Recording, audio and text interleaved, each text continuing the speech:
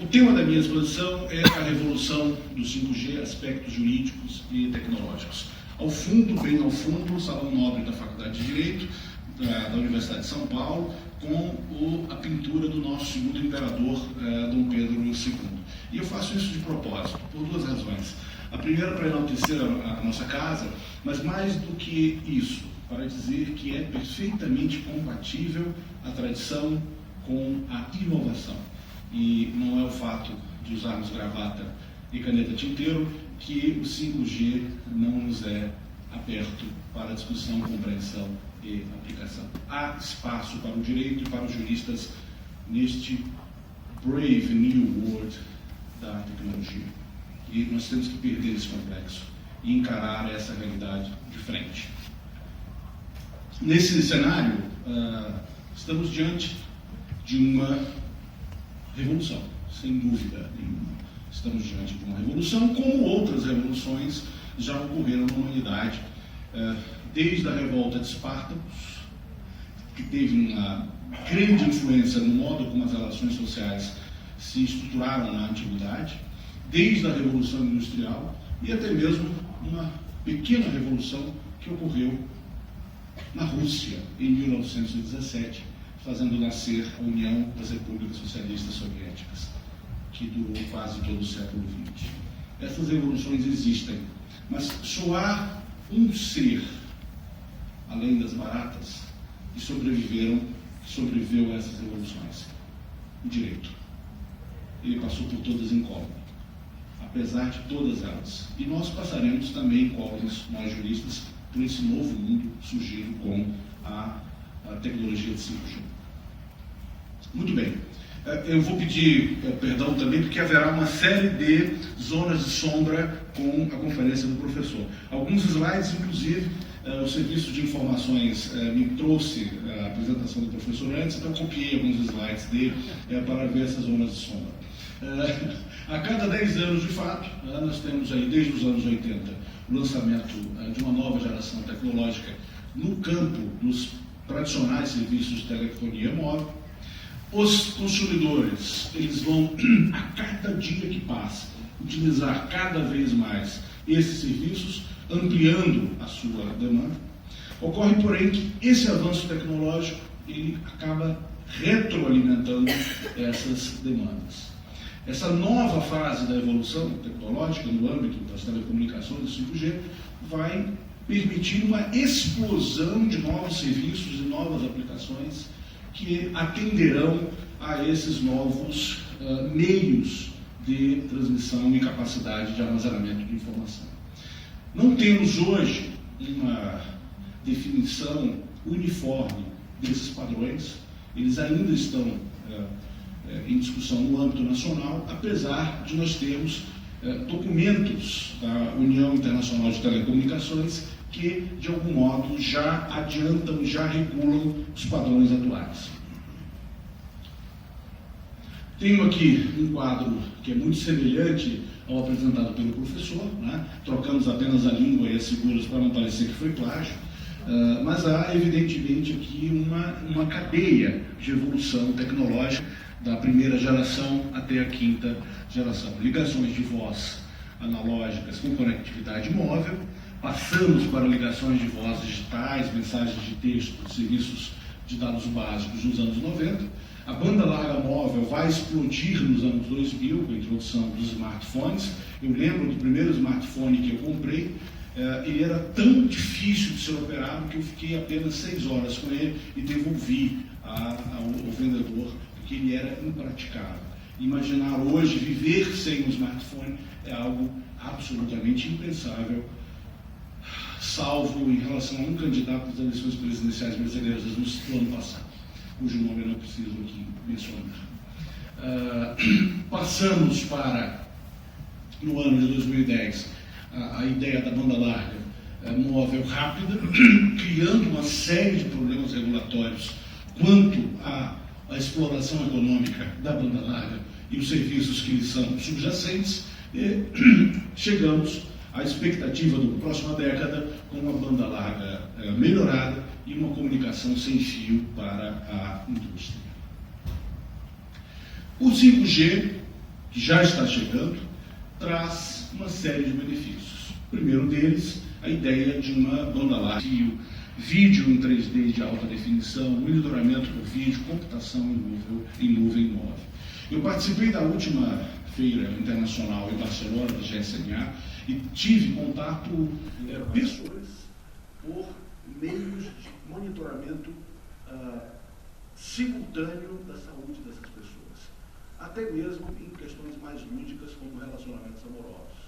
Veículos para a infraestrutura também são exemplos de casos de uso. Além disso, com benefícios verticais, uma comunicação ultra confiável de baixa latência, então eu vou ter um nível de problemas e de falhas com uma probabilidade cada vez menor, um tempo de resposta curto, absolutamente imperceptível para a sensibilidade humana e que vai permitir uma ampliação de aplicações inovadoras em vários campos, como, por exemplo, segurança pública.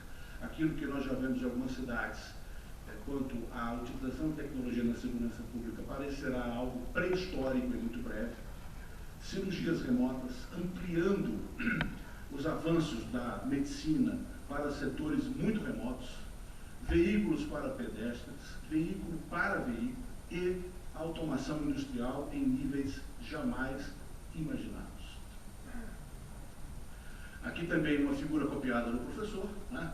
Temos aqui uma série de aplicações do 5G que vão, de algum modo, exemplificar o que eu acabei de comentar, a telemedicina, os veículos autônomos, automação industrial, a realidade aumentada, cidades inteligentes, a evolução do uso da voz, a própria casa inteligente, que nós já vimos até em alguns comerciais de televisão. O sujeito entra em casa e começa a dar uma série de ordens aos equipamentos que funcionam, até mesmo situações que implicarão um ganho de escala enorme em determinados produtos.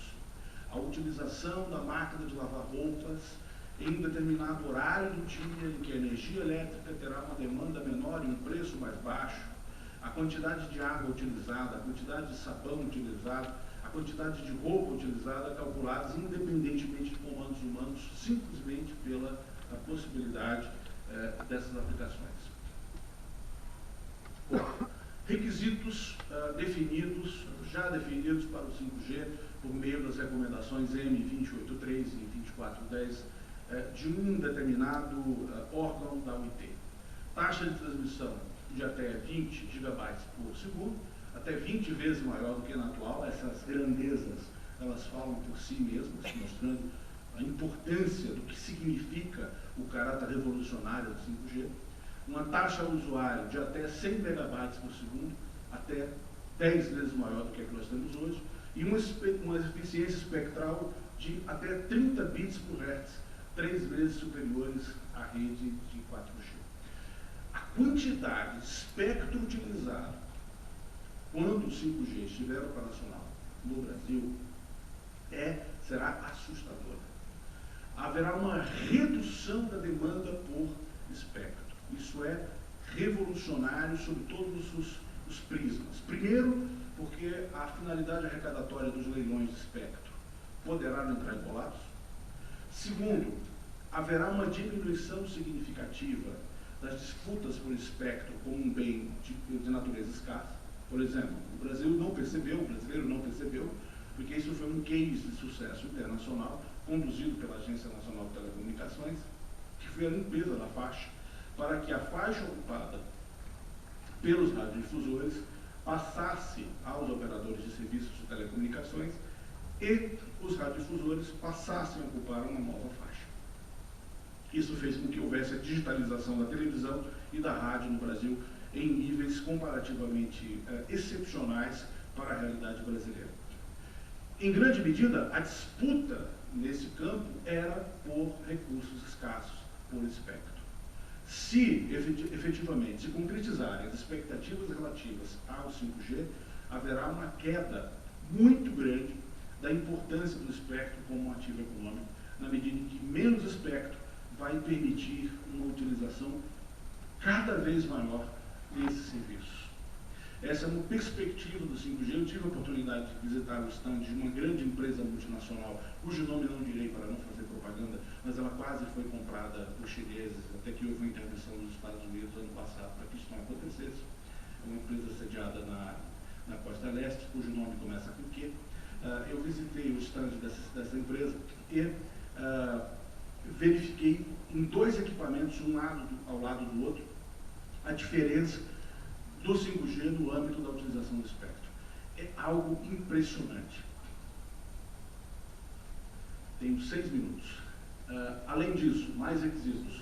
Mobilidade, então vou ter uma operação em trens de alta velocidade até 500 km por hora, com QoS perfeitamente aceitável, uma rapidez de resposta, algo inacreditável, suporte a serviços que exigem latência de 1 milissegundo, é imperceptível, uma densidade até 100 vezes mais dispositivos conectados por unidade de área que em 4G, de certo modo que eu havia adiantado, 90% da redução do consumo de energia e uma capacidade de tráfego de até 10 megabits por segundo por metro quadrado, que é algo impressionante sob qualquer perspectiva. E aqui uma série de imagens que vão demonstrar o impacto dessas mudanças. A internet das coisas, a indústria 4.0, que é algo fenomenal, as smart cities, uma pessoa num carro podendo ler aqui no lugar de conduzi-la, e as cirurgias feitas por telemedicina. Bom, e o Brasil? O que nós estamos, do ponto de vista regulatório, a tratar no âmbito da Agência Nacional de Telecomunicações? Há uma proposta da área técnica já finalizada, de um edital para a exploração do 5G, em análise pelo Conselho Diretor. Foi adiado hoje, na sessão do Conselho Diretor, por mais 60 dias ou 90 dias, agora não me recordo, mas a reunião que acabou faz 2 horas, foi decidido o adiamento da abertura do processo para a consulta pública, que aconteceria agora em outubro, por mais 60 ou 90 dias. Houve um grande debate sobre a maturidade ou não desse edital hoje. Uma vez aberto para a consulta pública, deve ficar no prazo de 60 dias para recebimento das contribuições da sociedade, e a ideia é que haja um envio antes da publicação do edital para o Tribunal de Contas da União validar as premissas desse edital, porque há questões, inclusive do ponto de vista da Estratégia Nacional de Desenvolvimento Econômico, e os valores envolvidos são muito relevantes. Aqui eu tenho características, né, com a utilização da faixa por o comprimento de onda, são dados técnicos que estão sendo colocados no edital. Portanto, a ideia é que 3.610 MHz sejam colocados à disposição, e este será o maior leilão do mundo em quantidade de radiofrequência, o que é explicável pelas dimensões do Brasil, sendo que nós vamos utilizar 4 faixas com características distintas. Na época que eu estava no Conselho, a grande discussão é se haveria ou não a oferta das 4 faixas. A ideia inicialmente era utilizar apenas a faixa de 3,5 e a faixa de 26, mas o Conselho, pelo menos a partir da proposta da área técnica, expandiu a possibilidade da utilização de 4 faixas, o que é algo muito interessante pela diversidade de aplicações daí resultante. Algumas particularidades brasileiras. Nós temos um modelo do Brasil, especialmente a partir das autorizações passarem a ter mais relevância do que as concessões no âmbito de telecom, que é a indução de políticas públicas por meio dos leilões e a utilização de compromissos adicionais. É uma expressão muito feia que é usada, mas eu vou repeti-la, que é obrigar os licitantes que, ao adjudicarem, eles recebam o filé, mas também recebam o osso.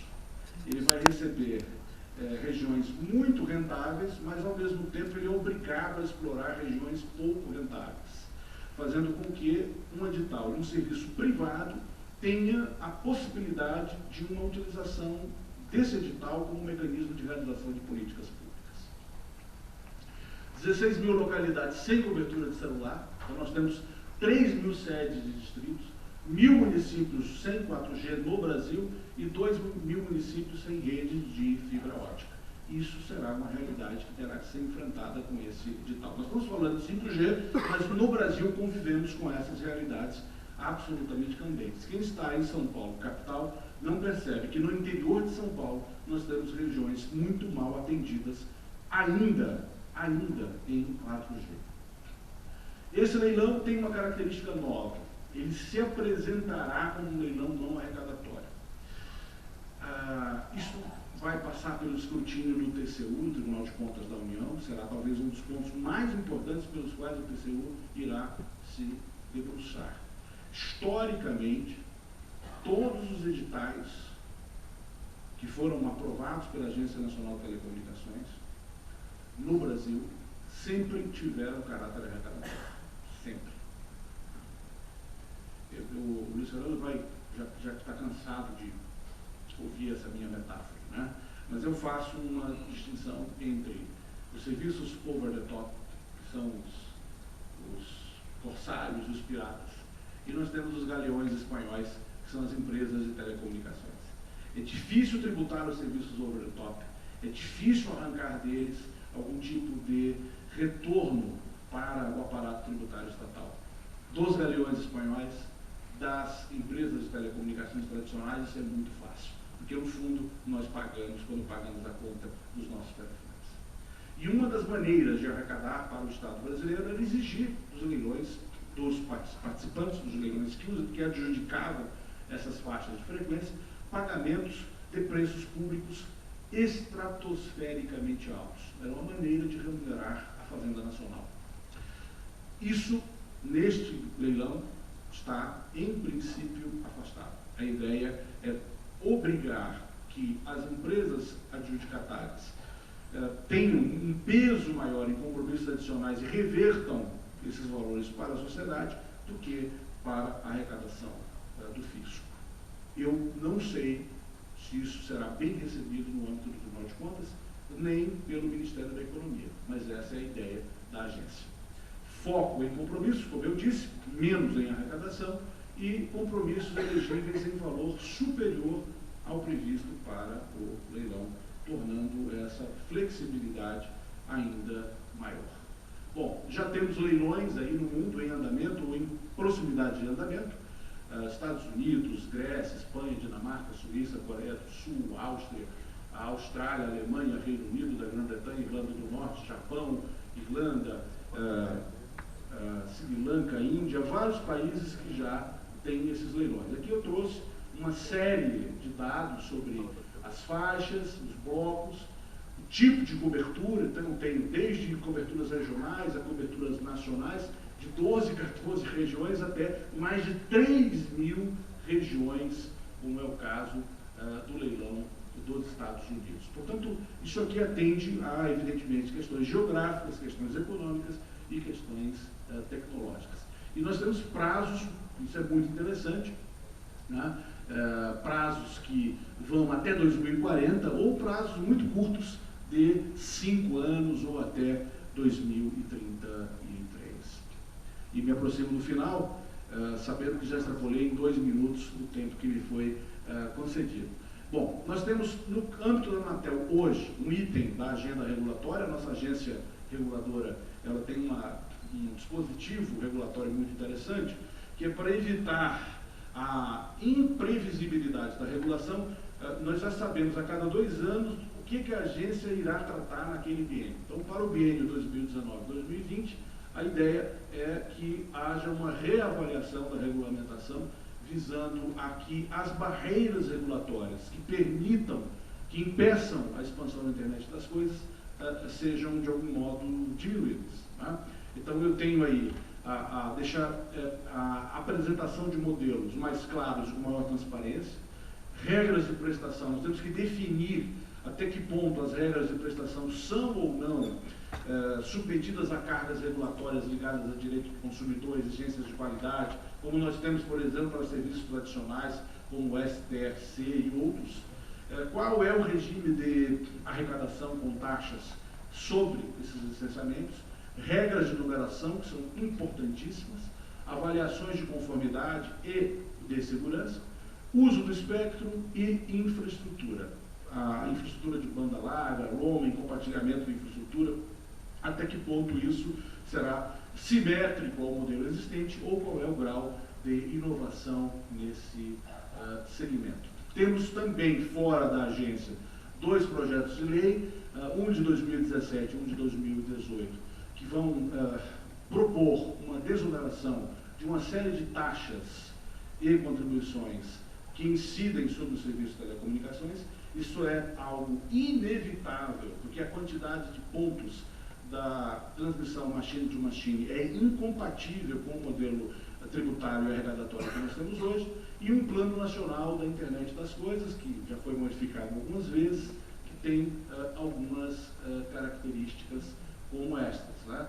Eu tenho aqui uma série de projetos mobilizadores para facilitar a implementação desse plano, como plataformas de inovação, centros de competência para tecnologias habilitadoras e a criação de um observatório nacional para o acompanhamento da transformação digital. Esse plano, como quase todo plano hoje ligado ao desenvolvimento do 5G, na minha opinião, é um plano mais retórico, mais teórico até, do que um plano que vai desembocar em ações efetivamente producentes.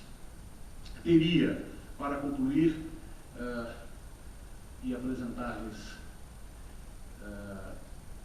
ainda a ideia do Plano Nacional da Internet das Coisas, uma série de competências para uma Câmara de Gestão e Acompanhamento do Desenvolvimento de Sistemas de Comunicação, Máquina-a-Máquina e Internet das Coisas. Essa Câmara IoT teria uma série de competências que estão aí indicadas e pelo tempo eu não vou detalhá-las.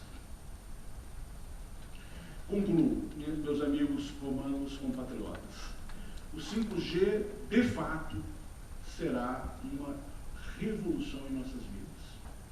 Ele chegará silenciosamente, afetará profissões, afetará atividades econômicas, exporá uma série de contradições e insuficiências ligadas ao modelo regulatório, ao modelo de arrecadação tributária e ao próprio conceito de soberania. É inexorável que tudo isso seja alterado. A única certeza que tenho, e volto ao início da minha fala, é que o papel de centralidade do direito será cada vez maior. E diria eu, o papel do direito privado nesse novo mundo será cada vez maior. Se durante quase todo o século XX falou-se em publicização do direito, nós podemos afirmar com muita clareza que o século XXI será o século do direito privado. Não como foi o século XIX, isso é uma discussão, inclusive, que é altamente sustentável. Discutir se o século XIX foi realmente o século do direito privado. Mas o século XXI será o século do direito privado. Todos os dias nós assinamos contratos ou aditivos contratuais quando atualizamos os aplicativos em nossos smartphones. Um ser humano, em uma semana, no início do século XX, contratou mais do que um camponês da Alta Silésia polonesa ou um burguês de Montevidéu em toda a sua existência no século XIX. E eu não ouso, não tenho dúvidas em ousar afirmar que, em pouco tempo, um homem ou uma mulher do século XXI, em uma hora da sua existência, contratará mais do que um ser humano contratou em toda a sua vida durante o século XX. Muito obrigado.